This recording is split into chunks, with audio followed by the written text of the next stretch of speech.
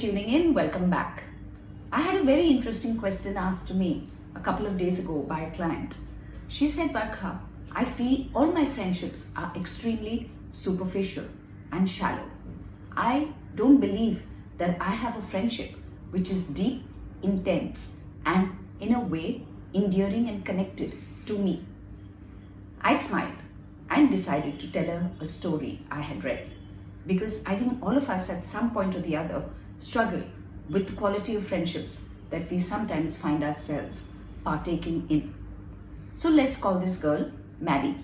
Maddie was an 11-year-old who had been invited to her friends for a sleepover. They were a bunch of 7 to 8 girls who were going to congregate in one person's house, watch TV, watch movies, play games, have lots to eat, sleep over, and then go home the next day. Maddie's mum was a bit concerned and rang up her friend's mother, explaining that Maddie would carry with her a lovie, a ragged blanket that had gone through the journey of Maddie's life. Maddie's mother was concerned that when Maddie took out her blanket, she may be teased with her ragged blanket.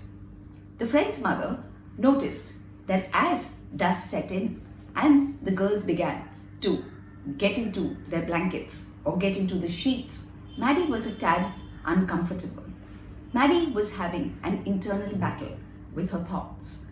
But here Maddie was struggling, not knowing whether to go in, take out the blanket from the duffel bag, or stay on and just pretend that she didn't need it.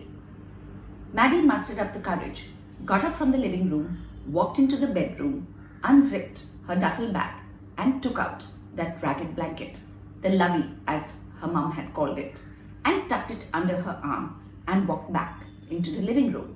Someone noticed and she called her out and asked her, Maddie, what's that?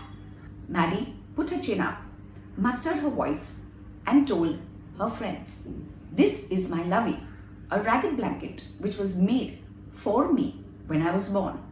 My mum's friend stitched it and put it together, and it is something I love. I carry with me wherever I go.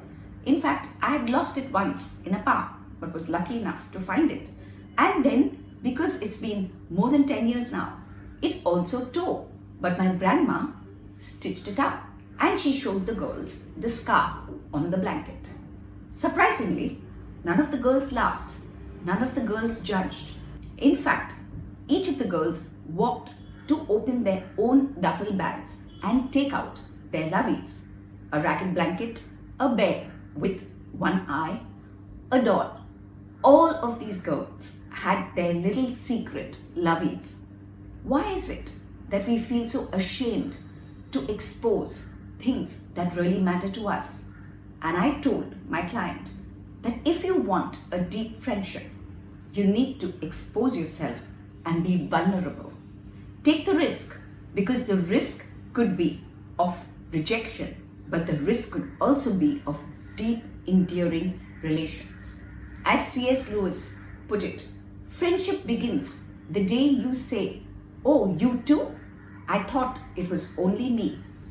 And if we want to have deep, enduring relationships with whoever, whether it's our children, our spouses, or our friends, the risk of vulnerability, where we are not ashamed to expose ourselves and be emotional and showcase what matters to us, would lead to very, very intense and meaningful relationships. The only way to be deeply known is to be deeply seen.